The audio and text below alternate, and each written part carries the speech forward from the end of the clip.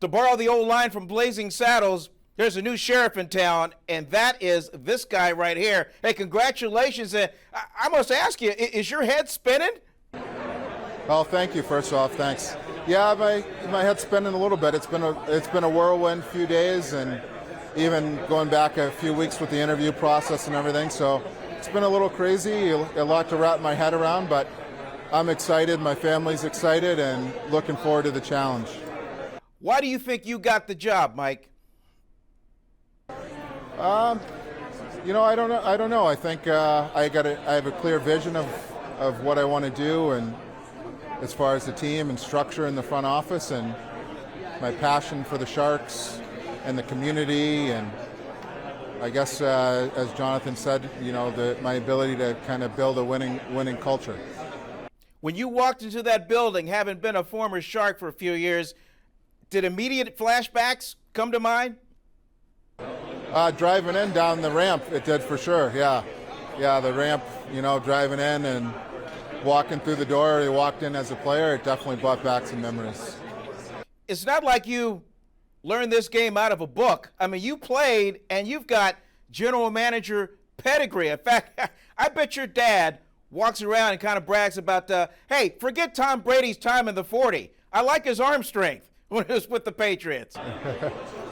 Yeah, no, my dad and brother have been great through this whole process, and pretty much, since I was a young teenager going through football and the things they've gone through, and that the Tom Brady thing is one of the lessons I learned from him. And if you watch the Brady 6, Lloyd Carr, the coach of Michigan, said there was only one personnel guy in the NFL who called and asked about Brady, and that was my dad. So that's the lesson, that you gotta go the extra mile, you gotta turn over every stone, and you gotta put in the time, that there's no shortcuts. So I'm very thankful and lucky to have them in my life. Did you get any little advice from your brother Chris? I mean, I know he's with the Dolphins and he's dealing with X's and O's, but boy, I mean, two Grier brothers, general managers in two different sports. Yeah, I know Chris has been great. I'm the little brother, so I've always looked up to him, but he's been great. He's been supportive, guided me, given me guidance and wisdom, and he's gave me some great advice about how to approach the interviews, and how to even today, how to handle the press conference and things like that. So he's been great. You know what I thought was cool? Nobody brought up color until about the 10th or maybe 12th question. Boy, you think this might be a sign of the times?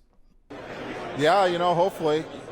I mean, that was always kind of my thought when I was playing, that it'd be nice to help get to the point where everyone's just a hockey player out there, whether you're black or white or Hispanic, and hopefully the same goes now for front office roles. You're seeing black people, women, minorities getting into the front office and scouting and coaching. So hopefully, like you said, hopefully down the road, one day it'll just be you're hired, and it's not really something that needs to be talked about too much. But you know what, Mike? Somebody had to be the first. Might as well be you to kind of lead the charge. Yeah, no pressure comes with that, does it? No, I mean, I don't think there's pressure that comes with that. I mean, the pressure, even in my playing days, always came from internally, from within, to be the best I can be and do the best job I can do. And that's the same here. I want to do the best I can for the Sharks organization and for the fan base. And if I do that, and as expected, I think that I'll help open the doors for other minorities to get into some front office positions. All right, now you got a huge list, about the length of maybe half a hockey rink, of to-do list. What happens now? Well, we're in an hour or so, we're going to hop on a plane to Montreal, so the draft is up. So that's the first thing on the plate, is the draft. Digging into that and meeting with our scouts in Montreal and seeing their board and the players they like and don't like. So that's number one. And then right in the background behind that is free agency and the coaching search. So there's a lot on the plate and lots of things to get into, but right now the draft is priority one. Well, getting back to the coach, what qualities are you looking for in a coach? And when somebody walks in and says, hey, man, that's a Mike Grier team, what does that mean? Well, first for the coach, I'm looking for someone who's a good communicator, has got good leadership skills, can get the best out of our players, hold them accountable, and lead them. For me, it's interesting you phrased the second part of the question, because that's always what I like to see. When I was scouting, I'd like to be able to walk in the rink and I would say, oh, that's a BU team just by the way they play, and I want people to come into the Shark Tank and say the same thing. You know, we're fast, physical, in your face, hard to play against team. You know, I want people to know that. That's what they're going to see when they come to a Sharks game. As one who has touched, held, enjoyed the cup, what would it mean to finally have a franchise that's long overdue as far as getting a big one?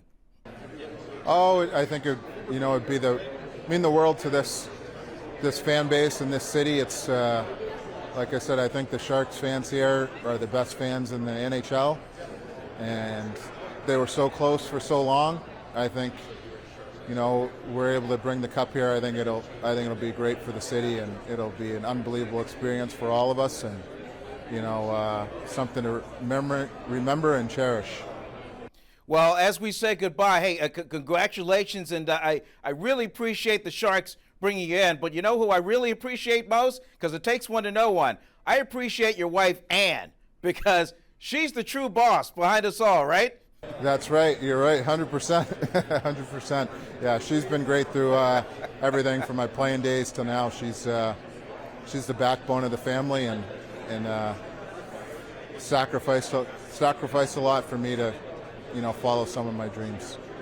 Out of sight, Mike. Hey, congratulations again, and we'll see you down the road. I'll be easy to spot. I'll be the lone brother carrying a step stool and a camera. Yeah, sounds good. I look forward to it.